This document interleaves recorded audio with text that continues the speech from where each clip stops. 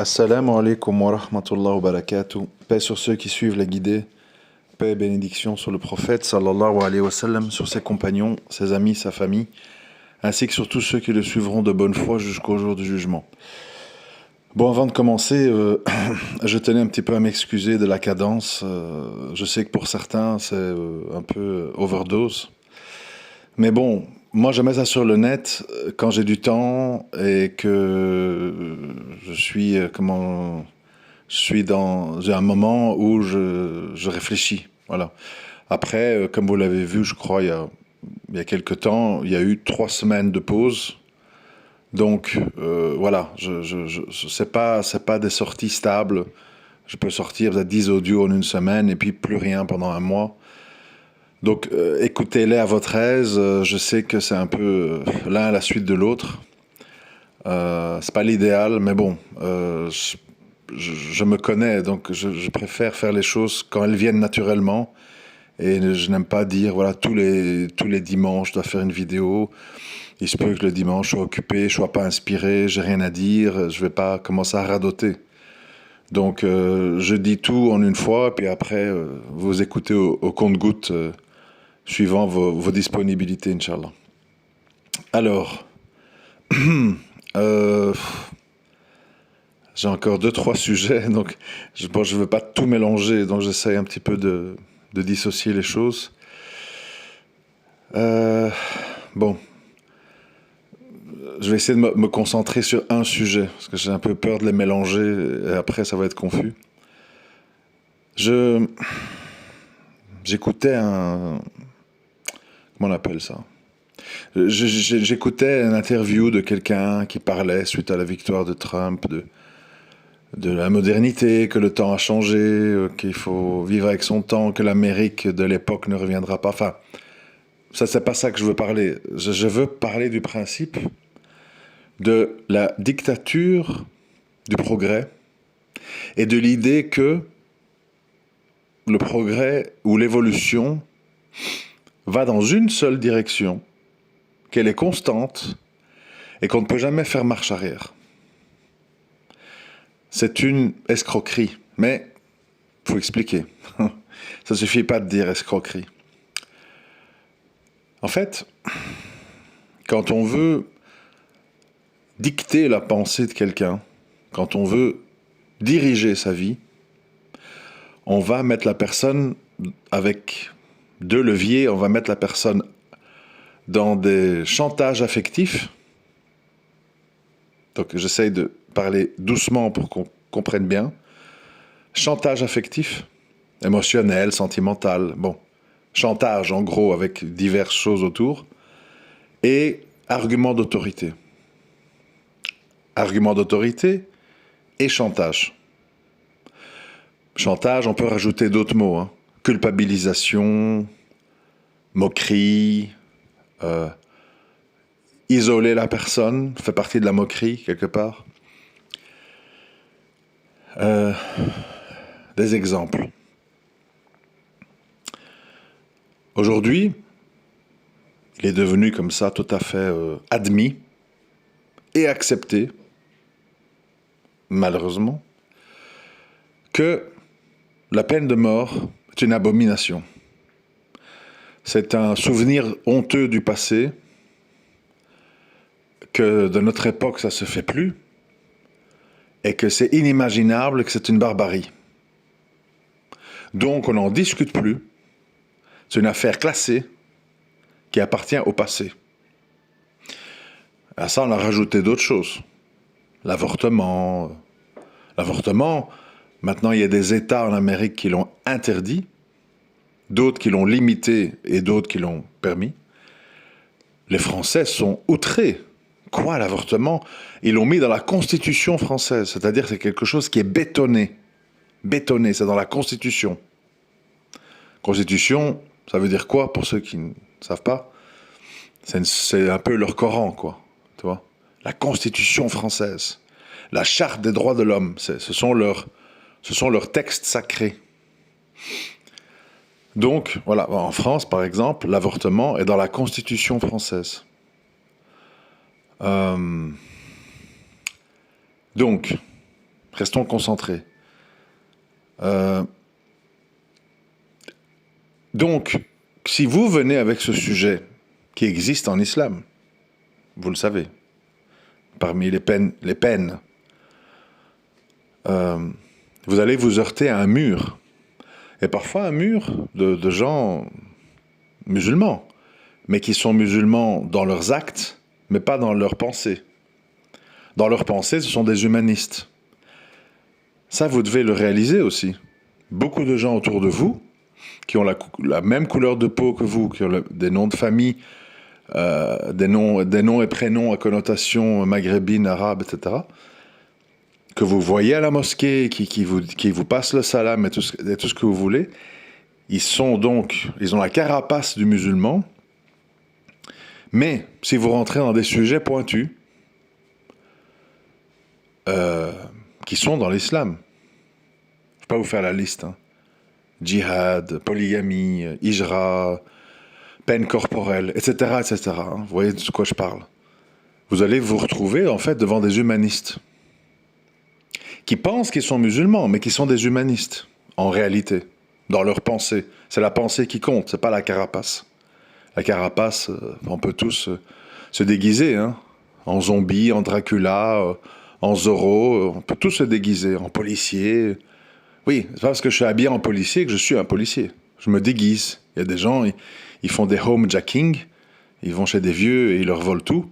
Ils sonnent à la porte habillés en policier pour pouvoir rentrer. Donc voilà, vous comprenez, ça c'est bon, pas très, c'est pas très futé, mais bon, les gens ils n'y pensent pas. Donc,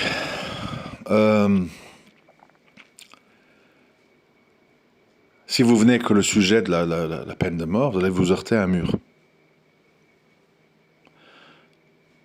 Et pourquoi un mur? Enfin, si vous persévérez à discuter de ça, vous allez vous retrouver devant des gens qui vont utiliser les deux leviers dont je vous ai parlé. Argument d'autorité et chantage et tout ce qui va avec. C'est-à-dire, tu es fou, ça ne se fait plus. Arrête un peu avec tes propos extrémistes. Quelle barbarie, tu t'imagines, tu es un homme, t'as perdu la tête, allez, casse-toi, sale fasciste. Voilà, genre, c'est-à-dire moquerie, rejet, chantage, argument d'autorité. C'est inacceptable dans la société de nos jours, tu vis dans le passé, c'est contraire aux droits de l'homme, enfin, vous voyez, c'est tout ça en fait. Bon, ça c'est sur la peine de mort, donc c'est un peu un exemple flash, ça, pour bien comprendre ce que je veux dire, mais parfois c'est sur beaucoup d'autres petites choses. Petites choses. Par exemple, dans certaines familles musulmanes, vous dites, moi je suis un artiste, j'aime bien faire des calligraphies, je vends mes calligraphies 50 € sur le net.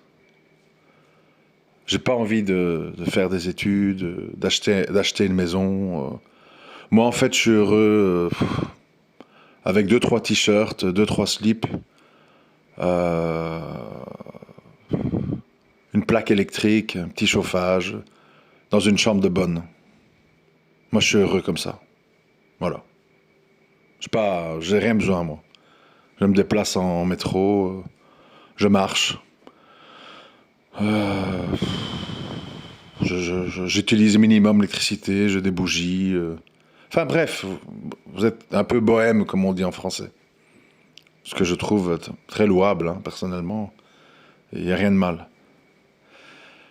Il y a certaines personnes, s'ils disent ça dans leur famille, ils vont se retrouver dans la situation que je vous ai décrite. Tu es fou, comment tu vas faire pour te marier? T'auras l'air de quoi? Qu'est-ce qu'on va dire sur nous? Vous voyez, chantage, c'est ça le chantage. Qu'est-ce qu'on va dire sur nous? Et ton oncle qui t'a fait venir du bled pour faire que tu fais des longues études, si c'est pour finir comme ça, ah ben, franchement, on sera déçus, t'as perdu la tête. Ne compte pas sur nous pour te donner de l'argent si t'es en difficulté. Nous, t'as qu'à faire des études, travailler, enfin, vous voyez? Argument d'autorité, chantage. Donc, Et je peux multiplier les exemples à l'infini, mais j'ai pas envie que l'audio dure 3 heures, vous voyez. Donc, ce que j'essaie de vous expliquer, c'est que les autres autour de vous, en toute bonne foi, parce qu'ils sont dans leur, pensée personnelle, qui reflètent leur expérience personnelle, leur enfance, ce qu'ils ont entendu, ce qu'ils ont vu à la télé, etc. Et ils régurgitent ça sur vous.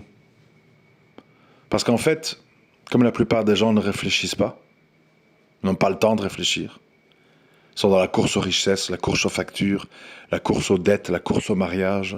Ils n'ont pas le temps, en fait. Ce que je fais, moi, c'est simplement que je prends le temps, parce qu'Allah m'a permis d'avoir le temps. Voilà, par la grâce d'Allah. Je ne sais pas combien de temps ça va durer, hein. Peut-être un jour je serai malade, je pourrai plus vous parler, peut-être, et puis je finirai par mourir, je peux avoir un accident, je peux être incarcéré, enfin bref. Les circonstances sont pas éternelles, d'où le fait parfois que je fais le maximum parce que je me dis j'aimerais parler de ça, au cas où il m'arrive quelque chose. Au moins j'aurais pu transmettre certaines de mes pensées.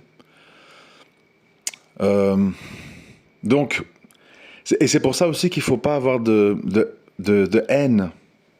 Faites attention, parce que ce n'est pas le but de mon discours. Hein. Il ne faut pas avoir de haine envers ces gens qui vous font du chantage et qui vous... arguments d'autorité et tout. Ils font ça pourquoi? Parce que simplement, ils sont ce qu'ils sont. Ils pensent comme ils pensent.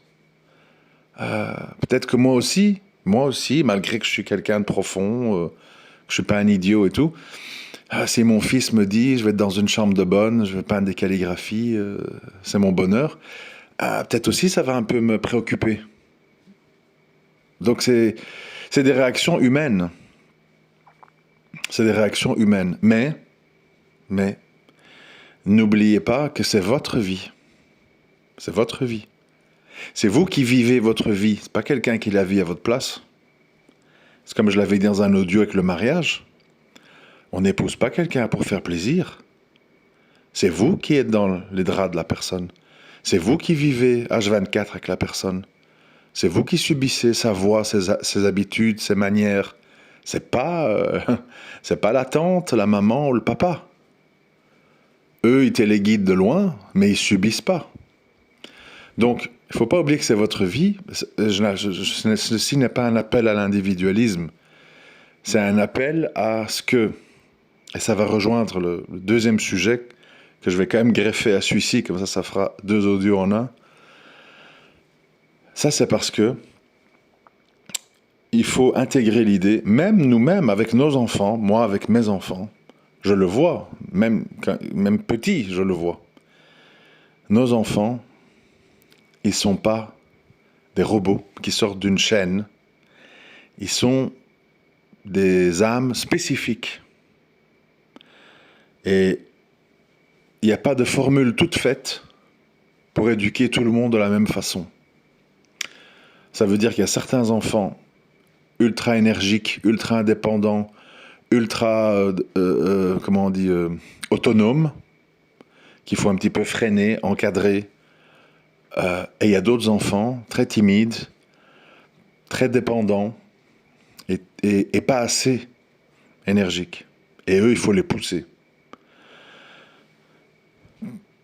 Tout ça pour dire quoi? Alors, pour comprendre ça, c'était l'autre sujet, pour comprendre ça, il faut observer. Moi, j'invite les gens à méditer et à réfléchir en observant les animaux. En regardant les animaux, on comprend beaucoup de choses. Moi, qu'est-ce que j'ai compris en observant les animaux depuis tout ce temps, hein, demi-siècle? Enfin, un peu plus, hein, parce que je viens d'avoir 51 ans, donc j'ai passé les 50. Les animaux nous montrent exactement les spécificités humaines qu'on peut rencontrer dans notre vie. Alors, vous me dites, qu'est-ce qu'il veut dire par là? C'est bizarre. Je vais vous expliquer. Alors, observons les animaux qu'on connaît le plus. Donc, je vais parler par exemple, le chien, le chat, les poissons, les oiseaux, les chevaux, les vaches. Vous voyez, des choses, pas parler de tous les animaux de la terre entière. Si vous observez tous ces animaux, fondamentalement, c'est tous les mêmes. De la chair, du sang, des boyaux. Ils mangent, ils dorment, ils ont des yeux, des oreilles. Voilà, c'est des créatures comme nous en fait. Comme nous dans leur spécificité. Mais, si vous observez bien, vous allez vous rendre compte que chaque espèce, malgré qu'il y a des sous-différences dans la même espèce, tous les chats ne sont pas les mêmes, tous les chiens ne sont pas les mêmes. Mais, pour, pour être un peu plus en amont de tout ça, vous allez remarquer en fait que les animaux, ils n'ont pas les mêmes réactions à notre contact. Les chiens, depuis tout petit, quand ils voient un humain, ils font aller leur queue et ils foncent vers vous. Et ils vous lèchent et ils se frottent et ils demandent des caresses et ils se mettent debout sur vos jambes. Depuis tout petit. Donc on ne me dise pas, oui mais c'est l'expérience de vie ou je ne sais pas quoi. Non, c'est dans leur fitra. D'accord? Le chien aime l'homme, le chien veut être proche de l'homme, et le chien vit à travers l'homme. Un chien, même si vous le mettez dans un jardin, et qu'il peut courir, jouer à la balle ou je ne sais pas quoi, si il se passe rien, c'est-à-dire qu'il n'y a pas un bruit, ou il y a le facteur, ou un voisin qui approche, ou quelque chose en fait, il va rester dans sa niche, sauf pour aller faire ses besoins et manger. Pourquoi? Pourquoi un chien dort? Parce qu'il s'ennuie. Un chien, quand il n'est pas au contact de l'homme, il s'ennuie. Il sait pas, s'il n'a pas de distraction, quoi, s'il n'a pas du bruit, des trucs à aboyer, le chien, il s'ennuie. C'est pour ça que beaucoup de gens, malheureusement, parce que c'est pas islamique de faire ça, beaucoup de gens qui ont des chiens en ville et qui les gardent dans leur appartement quand ils sont pas là, souvent le chien, il pleure à la porte, en fait. Il miaule, enfin, il fait des grognements, et il aboie, parce qu'en fait, il s'ennuie, il a peur, et il veut être au contact de l'homme. C'est dans sa fitra. A contrario, un chat, c'est pas la même chose. Un chat, oui, un petit peu, il vient un peu comme ça, mais pas trop longtemps. Une fois qu'il a eu 2, 3 caresses et tout, il se débat un petit peu, il peut donner un petit coup de griffe, voilà, il va bouger. Puis il va surtout jouer avec d'autres chats. Puis dès qu'il va grandir, il va partir, se balader autour de chez vous, la nuit, la journée, un peu tout le temps. Et il reviendra à la maison que pour manger, boire, se reposer, et puis il repart. Si vous allez vers lui et vous le caressez, il va pas dire non, mais c'est pas dans ses besoins, quoi. Pas trop. Si, S'il sait que vous êtes là et que son manger et son boire est là, ça le rassure, et donc il est un petit peu remerciant pour ça. Mais en fait, sa volonté, c'est de pouvoir sortir, chasser, visiter, poursuivre des souris, regarder fixement dans un trou parce qu'il a vu quelque chose y rentrer, etc., etc. Ça fitra. Et si vous le forcez contre sa nature, vous le prenez tout le temps dans les bras, vous le coincez, vous le caressez, comme ça, comme vous voudriez faire avec un chien, il finira à un moment donné par vous souffler et vous donner un coup de griffe. Parce que il veut bien un petit peu pour vous faire plaisir, mais c'est pas sa nature. D'accord? Bon, continuons un petit peu, même si on va pas faire 10 000 animaux. C'est juste pour donner des exemples, et ça pourra expliquer ce que je vais dire après. Prenez une vache. Une vache. La vache, en fait, Enfin, moi, ça m'arrive souvent, parce que j'habite à la campagne. Hein. vous vous arrêtez, bon, c'est, c'est tout juste si elle vous voit. Bon, indifférente, quoi, en fait.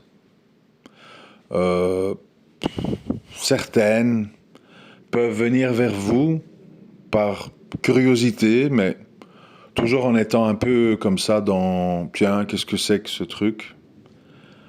Euh, C'est-à-dire qu'elles sont programmées mentalement pour, je dois manger un maximum d'herbes parce que je dois produire du lait pour le petit veau.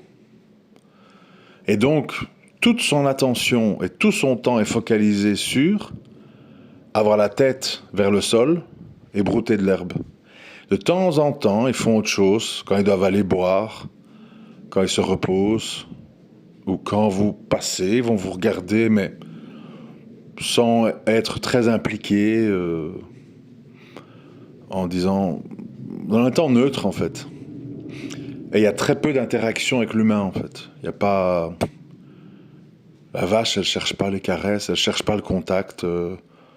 Oui, elle se laisse guider par le berger, ou enfin, comment on l'appelle, le fermier, qui, avec un bâton et son chien, les fait rentrer à l'étable, les fait sortir, mais il n'y a pas beaucoup d'affect, en fait. C'est comme ça. C'est pas parce qu'elles sont méchantes, c'est parce que c'est leur, c'est leur programmation mentale. Les oiseaux. Les oiseaux, en général, ils veulent toujours maintenir une distance avec vous. Si vous vous rapprochez, ils s'envolent, ils ont peur. Euh, Aucun contact, aucune interaction. Au mieux, certains oiseaux, j'ai déjà entendu des histoires. Je parle des oiseaux communs, hein, je parle pas des oiseaux que certains qui se laissent un petit peu domestiquer, comme les faucons en Arabie, les aigles dans les parcs d'attractions, etc. Bon, c'est surtout lié aux récompenses de nourriture que, voilà, quand on les lance en l'air, ils volent et puis ils chassent pour l'homme en lui ramenant des proies, parce qu'il aura une récompense en retour, mais c'est pas une relation sentimentale, d'échange, c'est plutôt une relation de je te rends un service, tu m'en rends un. Et puis voilà, d'ailleurs, c'est très difficile pour tenir un faucon, il faut un gant, sinon on se blesse tout le bras parce qu'il a des griffes. Voilà, il faut lui mettre un truc sur la tête pour le faire voyager, sinon il a peur, il s'envole. Il faut lui mettre une sorte de capuche sur les yeux. Enfin bref, je ne vais pas entrer dans les détails, sinon on va s'y perdre. Mais je parle des animaux qu'on voit là, les pigeons, les moineaux, les faisans, enfin les animaux comme ça, les oiseaux de nos contrées. Ben, en fait, eux, ils cherchent pas du tout le contact avec nous, quoi. Au mieux, si vous jetez du pain, ils viendront vite picorer, puis basta, quoi. Pas d'interaction, cherche pas les caresses, cherche pas le contact, etc. Euh, voilà. Puis il y a les animaux, où il y a vraiment aucune interaction. Les poissons, les lézards, les serpents. C'est voilà, c'est complètement dans une autre bulle. On ne sait pas. Il faut pas oublier une chose. Aucun humain ne sait vraiment comment les animaux nous voient. Bon, j'ai entendu dire, je ne sais pas trop sur quoi ils se basent, que par exemple les chevaux nous voient en beaucoup plus grand qu'on est et qu'ils voient en noir et blanc. Bon, d'accord, je veux bien le croire. Enfin, je ne sais pas. Peut-être que oui, peut-être que non. Mais il y a toutes sortes de choses qu'on ne sait pas. Comment ils nous voient, qu'est-ce qui fait qu'ils se rapprochent de nous ou pas, etc. Qu'est-ce qui fait qu'ils se soumettent à nous? Un cheval, bon, c'était le dernier animal dont je voulais parler, pour pas la faire longue. Un cheval, vous savez, avec sa puissance, les gens ne savent pas, hein, mais la cuisse d'un cheval, pardon, c'est d'une puissance phénoménale. C'est un énorme muscle qui dégage une force cinétique folle. D'ailleurs, c'est ce qui fait que le cheval arrive, en se mettant au galop, à développer toute cette mécanique et toute cette puissance. C'est parce que ses cuisses sont avec des muscles phénoménaux, en fait. Donc il a une puissance terrible. C'est le cheval, si il était, comment je vais dire, sûr de lui, et pas qu'il ait peur de, je sais pas moi, qu'on tire sur sa bouche avec le mors aux dents, ou qu'on le, je sais pas, je connais pas les cavaliers, mais ils ont des petits fouets là, des petits trucs pour les frapper là, sur les fesses, pour dire allez, oh, ils ont aussi des bottes avec des choses un peu qui... Enfin bref, avec la puissance qu'il a, il se laisserait pas contraindre. Il enverrait valser la personne sur son dos, il le piétinerait, il démolirait son écurie à coups de sabot. Voilà, donc, bon, tout ça pour vous dire quoi? La boucle est bouclée. Tout ça pour vous dire quoi? Pour vous dire que, comme les animaux, eh bien, il y a la même chose chez les humains. Les humains, tout le monde a l'air de se ressembler, plus ou moins. Mais en fait, au-delà des différences de peau, de couleur qui veulent rien dire, il y a en fait des gens qui sont des vaches, il y a des gens qui sont des chiens, il y a des gens qui sont des oiseaux, il y a des gens qui sont des lézards, il y a des gens qui sont des scorpions. À l'image des animaux, l'humain en fait adopte toute une série de comportements. Et donc, on doit comprendre que les gens qui nous entourent, même si c'est nos parents, même si c'est nos frères et sœurs, ils appartiennent peut-être à une autre catégorie, une autre espèce que nous, dans leur façon de penser. Moi, souvent, enfin, c'est pas moi, A'oudou billah, c'est pas moi qui dit. Allah, il parle souvent de gens qui comparent aux bestiaux, les bestiaux. Et c'est tout à fait approprié. Et d'autres gens, il dit des singes et des porcs, bon. Et il dit les bestiaux. En fait, c'est vrai. Quand je vois, moi, les vaches ou les moutons dans les champs et qui broutent, et puis qu'on amène à l'étable, et puis qu'on amène à l'abattoir, ça me fait beaucoup penser à la masse des êtres humains, en fait. Tous en ligne dans les embouteillages le matin, tous en ligne dans le métro le matin, et puis ils s'assoient, ils suivent des cours, ils travaillent à un bureau, puis ils rentrent chez eux, ils mettent un nouna, un truc, puis quand ils ont un peu des soucis, qu'ils n'arrivent pas à dormir, ils prennent ils prennent un cachet ou ils prennent un joint. Voilà. Pour moi, en fait, la plupart des humains sont des bestiaux. Voilà. Et les bestiaux, sous apparence humaine, ne peuvent pas comprendre que vous ne soyez pas satisfait de brouter de l'herbe, d'aller à l'étable et de vous faire traire le lait. Quand ils ne comprennent pas, ils disent quoi, qu'est-ce que tu veux? C'est ça notre vie. Nous, on est là pour ça, nous, pour manger de l'herbe, pour se faire tirer le lait et pour dormir à l'étable la nuit. Qu'est-ce que tu cherches, en fait? C'est quoi que tu cherches? Les ennuis? Tu crois que t'es mieux que nous? Tu vois? C'est ça, en fait. Mais les haïr, ça sert à rien. Parce qu'en fait, c'est leur programmation mentale. C'est pas leur faute. Ils sont incapables de comprendre que toi, tu as envie de vivre dans une chambre de bonne et peindre des calligraphies et que tu t'en fous de tes vêtements et de l'argent et que tu te contentes. Ton plaisir dans la vie, c'est, voilà, je sais pas, de peindre et de lire. Voilà. Et le reste, t'as pas besoin. Ils peuvent pas comprendre. Puisque eux, pour pouvoir payer un crédit d'une maison pendant 30 ans, ils font la file 1h30 le matin, 1h30 le soir dans les transports ou dans les embouteillages pour ramasser 2000 balles par mois. Ils peuvent pas comprendre. Parce que sinon, s'ils comprenaient, ils feraient pas les sacrifices qu'ils font. Avec des dettes, des trucs, les voitures, les embouteillages, les klaxons, les amendes, trucs. Ils le feraient pas. Ils le font parce que pour eux, c'est ça la vie. C'est ça qui est normal. C'est toi qui es anormal. c'est dur à expliquer, mais j'en souris moi-même parce que je me dis, ouais, c'est terrible. Mais l'erreur, ce serait de haïr ces gens. Faut pas les haïr. Ils sont juste différents. Comme toi, tu vas trouver des gens... je sais pas... Je donne un exemple, comme ça, qui me vient à l'esprit.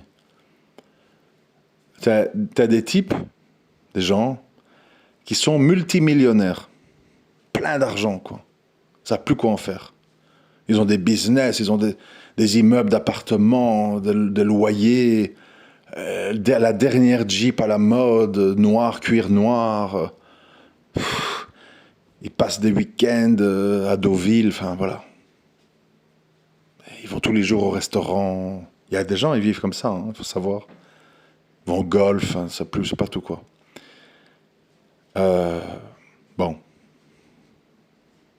Et, et ces gens-là, tu vas les voir commencer à se compliquer la vie avec... ils vont lancer des business, ils investissent dans ça, ils font ça, ils font ça. Tu dis, mais attends, mais pourquoi tu profites pas de ton argent? Tu peux faire des placements sans risque et avec les rentes que ça te donne, tu vas vivre toute cette vie, là, golf, restaurant, tchic-tchac, les yachts, plongée sous-marine, bon. Eh ben non, parce que dans la programmation mentale de ce millionnaire, il est formaté pour faire de l'argent, même s'il ne sait plus où le mettre. Il va continuer à faire de l'argent. Il va continuer. C'est ça que j'essaie d'expliquer. C'est que cette histoire de programmation mentale, quand on la comprend, on comprend que Allah, il a voulu qu'on soit tous différents et il a voulu qu'il y ait le bien et qu'il y ait le mal. Et il a voulu voir comment les gens de bien vont réagir au contact du mal. C'est-à-dire que tout est voulu. Mais la question, c'est comment toi, tu vas réagir. Comment toi, tu vas réagir face à ta situation. Face à ton mariage. Face à ton entourage. Face à tes défis. À tes épreuves. C'est ça. Tout le reste, nous sommes dans une matrice totalement organisée. Il y a les esclaves, il y a les seigneurs, il y a ceux qui font l'argent, il y a ceci. Il y a les vrais savants, il y a les faux savants, il y a les hypocrites. Tout est programmé. Chacun dans son costume. Chacun dans sa réalité. Chacun dans sa notion de qu'est-ce qui est normal et qu'est-ce qui n'est pas normal. Avec conviction. Le millionnaire dont je vous ai parlé, là, qui fait de l'argent, je peux vous assurer qu'il voit le salarié qui prend 2000 € par mois et qui donne 10 heures de son temps par jour pour 2000 € par mois, il le voit comme un pauvre type totalement con. Il le méprise. Il est orgueilleux que lui, il peut faire 10, 15, 20 fois plus d'argent en décidant de son temps et de ce qu'il fait, sans recevoir d'ordre d'un patron et d'obligation d'aller au bureau tous les jours, etc. Il voit les gens qui acceptent ça comme des redoutables cons. Mais ce n'est pas la bonne attitude. Moi, j'ai mis du temps à comprendre ça, mais je l'ai compris avec le temps. J'ai compris que nous ne sommes pas égaux. J'ai compris que nous ne sommes pas les mêmes. Et j'ai compris que ça ne sert à rien. Moi, j'ai perdu des années, hein, donc c'est pour ça que je vous le dis. Ça ne sert à rien d'espérer qu'avec des explications, tu peux changer les gens. Je vous assure, croyez-moi, je suis pas, c'est pas des paroles sacrées que je dis là. Je transmets une expérience de vie. Bon, que j'essaye de pas. J'ai aucun intérêt à vous dire ça ou autre chose. Je le dis parce que je le pense. Ne croyez jamais qu'en passant des heures à vous expliquer à quelqu'un qui a une autre programmation mentale que vous allez le changer. Jamais, jamais, jamais, jamais, jamais. Ça m'est jamais arrivé dans ma vie, jamais.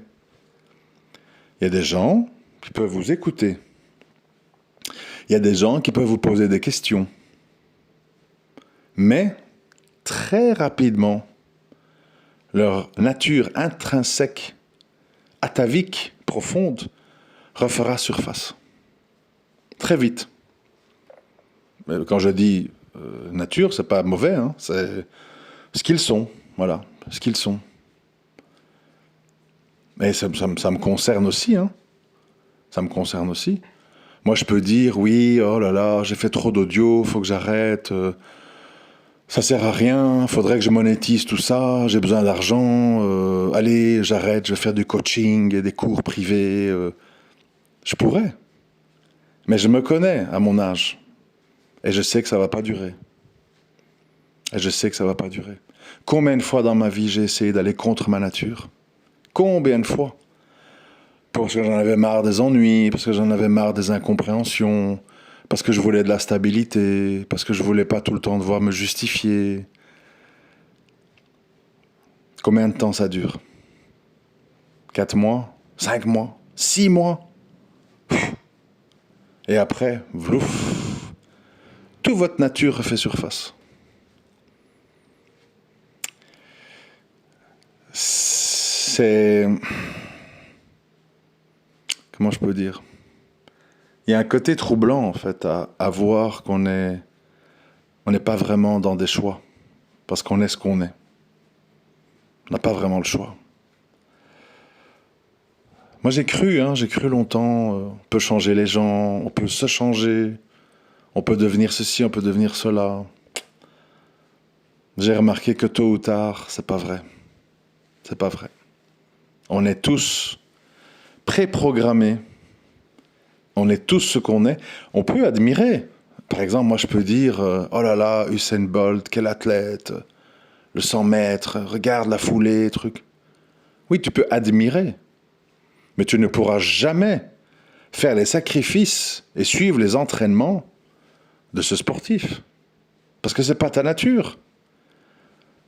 Vous savez rester, vous, dans un bassin tous les jours pendant 6 heures, à faire des longueurs, à faire ceci, à faire des étirements, à faire des chronos, rentrer chez toi, tu es complètement cassé parce que tu as nagé pendant des heures, tous les jours, pour peut-être gagner une médaille aux Jeux Olympiques si tu ne te blesses pas et s'il n'y a pas quelqu'un de meilleur que toi.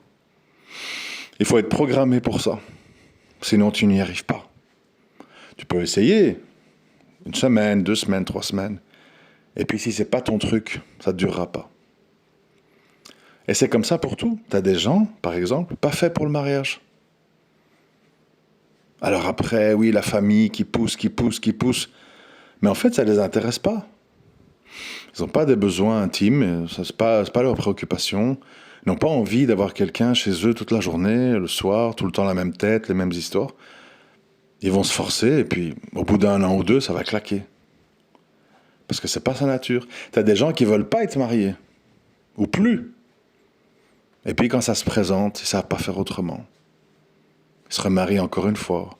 Et ils refont des enfants. Alors qu'on leur a dit arrête, t'as déjà beaucoup d'enfants. Et ça revient, ça recommence. Parce que c'est sa nature. Et comme un chat ne sera jamais un chien, comme un chien ne sera jamais un vautour, comme un vautour ne sera jamais une vache, comme une vache ne sera jamais un faucon, les humains, c'est la même chose. Et les humains, on lutte beaucoup entre nous pour vouloir que les autres soient comme nous. Et c'est un non-sens, en fait. C'est comme si moi je vous dis, un bon musulman, c'est quelqu'un qui s'implique et qui fait des audios et qui prêche, qui se met en public et qui n'a pas honte de parler et qui n'est pas timide, parce que, bon. Mais quoi? Tout le monde n'aime pas parler en public. Tout le monde n'a pas une voix agréable à entendre. Tout le monde n'arrive pas à synthétiser ses idées. Est-ce que ça fait de ces gens des gens mauvais? Ou bêtes? Ou... Non, absolument pas. Absolument pas. Peut-être que eux, ils savent te réparer une chaudière ou un frigo en 1 quart d'heure, là où toi tu vas tourner autour comme un imbécile et tu ne sauras rien faire. Ils sont bons dans ça. Ils ont été programmés pour ça. Ils ont suivi des longues formations parce qu'ils aimaient ça. Allez, vous, si c'est pas votre truc, vous tapez 8 ans de médecine. Allez-y. Et les syllabus, et les cours, et disséquer des morts, et le sang, et les tripes. 8 ans. 8 ans. Vous savez le faire, c'est pas votre truc. Combien de gens s'inscrivent en médecine pour leurs parents? Mes parents veulent que je sois médecin. Au bout de 2-3 ans, perdu. Ah, c'est pas pour moi.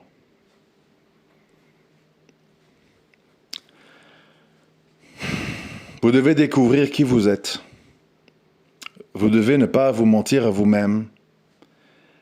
Et vous devez aussi, j'insiste, pour la 10e fois peut-être, vous ne devez pas haïr ou mépriser les gens qui n'ont pas votre programmation mentale. Ce n'est pas leur faute. Ce n'est pas leur faute. Allah, il les a créés comme ça. Par contre, attention, par contre, si tu dépasses les limites, tu agresses des enfants, pédophiles, machin, truc, tu vends des drogues dures, tu voles, tu tues, l'islam dit, ah non, là ça s'arrête. Stop. Ne me dis pas c'est ma nature d'être voleur. Parce que là ta nature devient un problème pour la société. Ça devient un problème pour la société. Tu commences à entrer dans la liberté des autres, qui ne peuvent plus disposer de leurs biens, qui ont peur que tu viennes casser leurs fenêtres, trucs, pour voler, pour t'accaparer. Les gens ont peur que tu kidnappes leur enfant, que tu le violes. Donc, là, tu ne peux pas aller. Et là, tu seras sanctionné. Soit, suivant la gravité des faits, par des coups de fouet, soit par des peines, soit par la mort. Il faut bien comprendre, parce que faut faire attention. Je philosophe, mais j'oublie pas qu'on est musulman. C'est pas de la philosophie, vous voyez, qui nous mène nulle part, là, où on dit après, ouais, tout est bon, rien n'est mauvais, tout est respectable. Non, il y a des limites. Si moi je vous dis, moi par exemple je vous dis, j'ai souvent dit ça aux gens. Je trouve, moi je voudrais signer un papier, voilà, devant l'État ou une autorité, où je dis, si je fais ça ou ça, je vous autorise à m'appliquer la peine de mort. Moi je trouve qu'on devrait tous signer ça. Voilà, si je conduis en état d'ébriété, que je zigzague sur la route, je veux une sanction, je veux être puni. Si on m'attrape avec des preuves claires que j'ai violé des petits-enfants, kidnappé, torturé, je veux qu'on m'exécute. Moi je signe. Hein. Moi je signe. Je n'ai pas envie de vivre si je deviens un être humain comme ça. Voilà. Donc il y a des limites à toute chose. Il y a des limites dans l'acceptable. Faut pas oublier ça. Hein. Faut pas oublier. Et pas oublier, donc je répète, que les gens sont dans des programmations mentales et que parfois ils sont dans l'incapacité de comprendre vos arguments, vos goûts, vos penchants, parce que pour eux c'est inconcevable. Moi, par exemple, j'ai du mal. Je ne dis pas que j'admire pas. Hein. Je trouve ça courageux. Mais moi, je ne me vois pas être dans une tente avec des toilettes sèches, prendre de l'eau à la rivière, faire un feu de bois pour chauffer. Ce n'est pas moi, voilà. Je sais que c'est pas ma nature. Mais après, je peux admirer le principe. Je peux trouver ça louable, mais voilà. C'est comme, par exemple, je sais que c'est pas dans ma nature, même si j'ai des millions d'euros, c'est pas dans ma nature d'avoir une voiture basse, sportive, rouge et de passer devant les gens. Moi, je suis incapable de faire ça. Je me sens ridicule, voilà. C'est pas dans ma nature, même si je pourrais me le payer. Il faut comprendre, on a des natures. Et parfois des natures qui remontent à la petite enfance. Moi qui ai des petits garçons, depuis tout petit, on a vu exactement ce vers quoi ils vont. en termes de comportement, de caractère, de façon de réagir. On voit tout depuis enfant. Donc c'est pour ça que j'ai dit qu'il y a une pré-programmation. Tout n'est pas lié le milieu social ou je ne sais pas quoi. Ça, c'est des excuses de gauchistes. Hein. Le truc, oui, mais les gens dans les cités, parce que c'est les cités, machin. Non, non, non, non. T'as des gens, à la base, faut pas oublier, hein, à la base, les cités HLM, c'était un privilège. C'était comment on dit, c'était un honneur d'habiter les HLM. Les gens étaient dans des cabanes autour des usines, il y avait la boue, la pluie, il faisait froid. Et on leur a dit, voilà, on fait des immeubles, vous aurez un appartement en béton, fermé, chaud, confortable, avec l'eau chaude.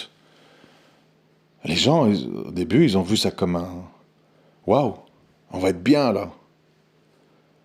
Et tous les ouvriers ont été habités dans des HLM. Et pour eux, c'était une chance. Et ils étaient là, ils étaient contents, tout le monde met sa petite voiture devant l'immeuble. Et puis ça change. Les enfants, les jeunes, ouais, j'étouffe, faut que je reste en bas, je veux pas rester enfermé dans l'appart. Puis en bas, ils traînent, ils mettent la chaussure sur le mur. Puis ils font des courses de moto, puis ils se battent, puis les bandes rivales, etc., etc. C'est pas une fatalité, hein. Ce sont des postures qui n'ont pas toujours été comme ça.